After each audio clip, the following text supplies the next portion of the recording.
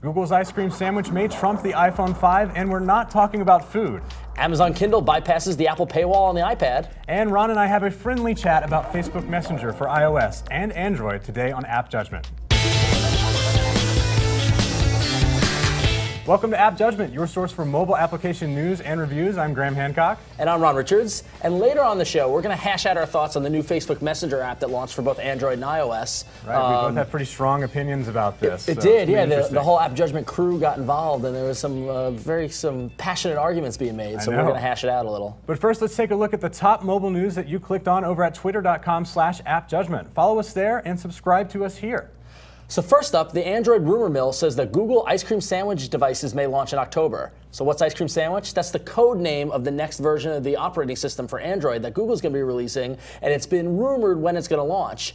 The website BGR quotes a source that says, "We've been told that Google is looking to push up the release of ice cream sandwich devices as Apple's iPhone 5 is expected in September or October, and the Mountain View-based company doesn't want potential customers coming out of contracts, especially original Droid owners, and drooling over the iPhone 5. Right, it's about that time. If you remember 2 years ago, that's when the original Droid came out. Yep. So those contracts are coming up now, and Apple's about to release something nice and shiny. So. I can't imagine that they're worried about like the millions of Android users out there with varying different contracts. Right. I can't imagine that's the impetus. But ice cream sandwich, the next version of the operating system, it's a big release for Google because it's going to get rid of separate OSs for the phone or for tablets. It's going to be one OS to unite them all. So I hope that they're not marketing isn't making them move up the launch to compete with Apple, and then the OS suffers. Yeah, I hope they're not rushing it. Exactly. Next up, Amazon responds to Apple's in-app subscription terms with a web-based Kindle Cloud Reader. Kindle eBooks Reader allows you to read your books from the cloud or to download your books for offline reading thanks to the magic of HTML5.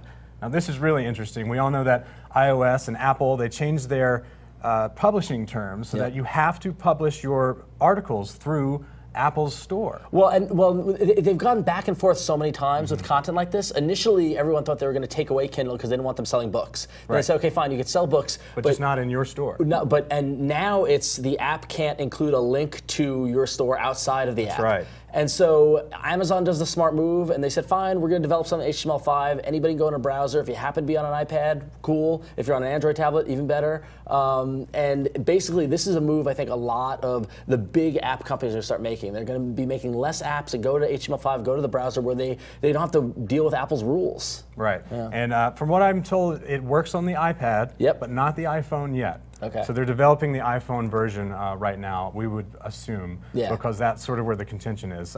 So yeah.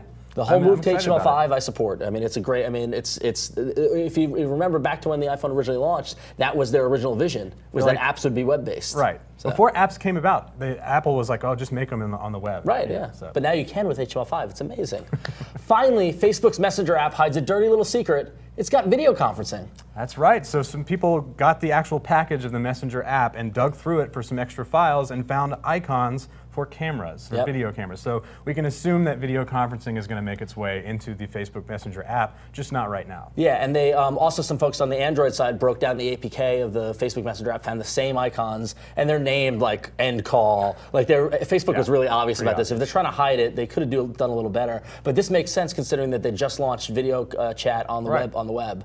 Kind of in response to Google Plus's Hangouts feature, you know? I mean, I know they were developing it way before that, but now it's sort of like there's this rush to have video conferencing in all of our social networks. Right. So if they didn't want anyone to know that it was happening, they shouldn't have included it in the final release versions of the software. They're not very good about keeping secrets. They're not. They had that iPad link too, right? Yeah. So speaking of which, Ron and I will be debating the judgment on the Facebook Messenger with the in-depth pros and cons a little bit later. Yeah. But first, let's get social with Annie.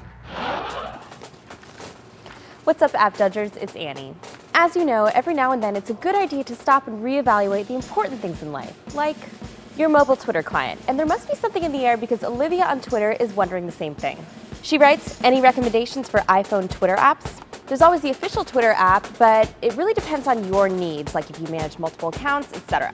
There are only about 5 million options out there, from EchoFon to Hootsuite to Twitbird and on and on and on. And it seems like everyone uses something different. So what do you guys use? Let Olivia know at OliviaQTPie using the hashtag AppJudgment, and we'll follow up with you and shout out your suggestions on the next show. And as always, don't forget to follow AppJudgment for the latest in mobile news, and also get in touch on Facebook and YouTube at AppJudgment. See See you next time. Thanks, Annie. If you've been keeping up with our mini reviews called Snaps, and you should be, over at Revision 3 and on YouTube, here are the judgments for the past few reviews. I took a look at Tiny Tower, a fun freemium app where the goal is to build and maintain a skyscraper and its needy citizens. I say download. Mauricio took a look at Versaries, a steampunk-esque event countdown whose execution makes for its dull elevator pitch. He says download. And Mauricio also snapped Gastrodamus, a food truck finder for most major cities whose update methodology thus far lacks crucial accuracy.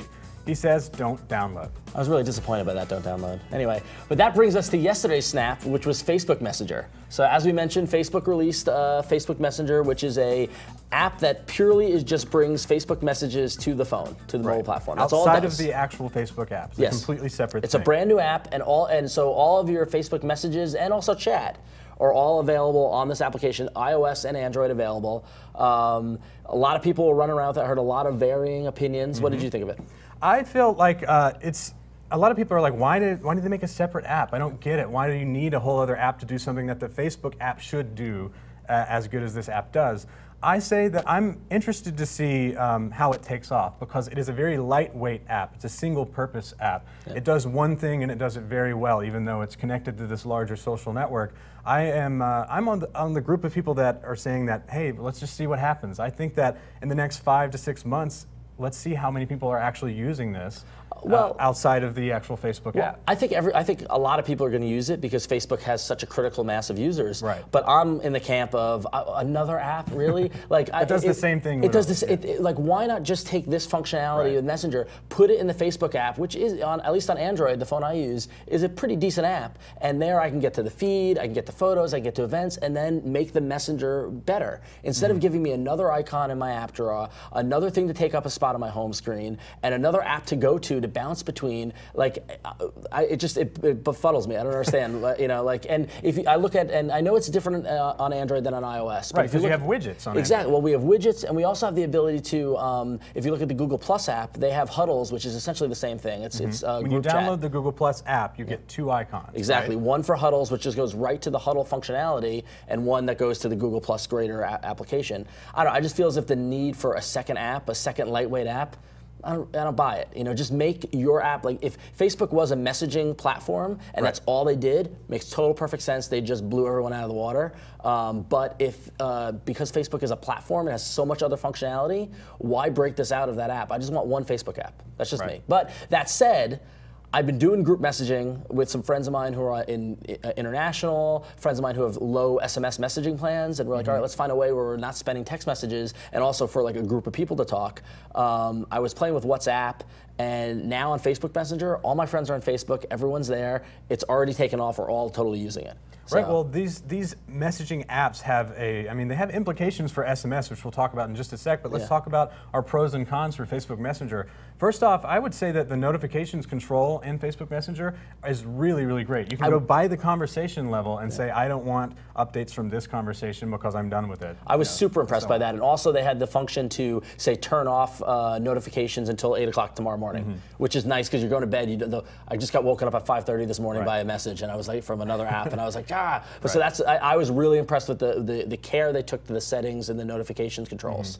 So. And again, it's lightweight and it's free. Yep. So. And the biggest thing about it is that it's on Facebook and all your friends are there. Assuming you're on Facebook. If you're not on Facebook, your friends aren't there. It's probably no use to you. But but that said, that goes into our cons. Again, like we said, if your friends aren't on Facebook, who cares? But this is also another app that is separate from the Facebook app. So I've got to deal with 2 more apps on my home screen. And you had a problem with that whole 8 a.m. alert, turn off the alerts. Well, I thought it's kind of weird that you don't have the option to schedule that and say, well, I don't want notifications from, say, midnight to 8 a.m. Right. Well, instead, it just gives you the option to say, I don't want messages until 8 a.m. So you have to remember to select that option every night. Right, and also, 8 a.m., I get up at 6. Right. I'm just saying, come on. So yeah. But the big question is, what does this do to SMS and text messaging? We'll see. I think a lot of people, it seems, in my opinion, SMS has been around for a very, very long time. Yeah. I'm kind of tired of it.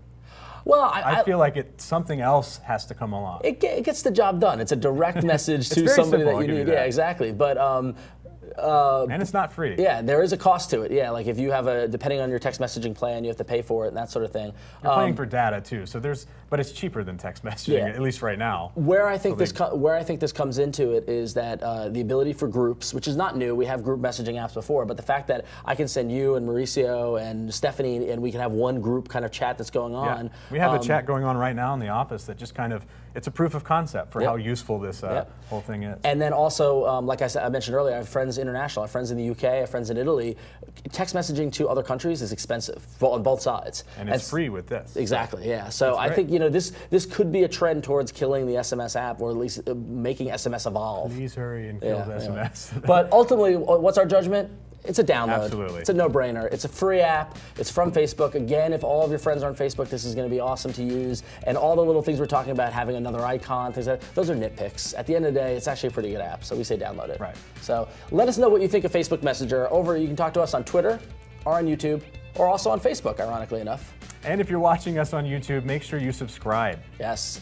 So I'm Ron Richards. And I'm Graham Hancock. We'll see you next week.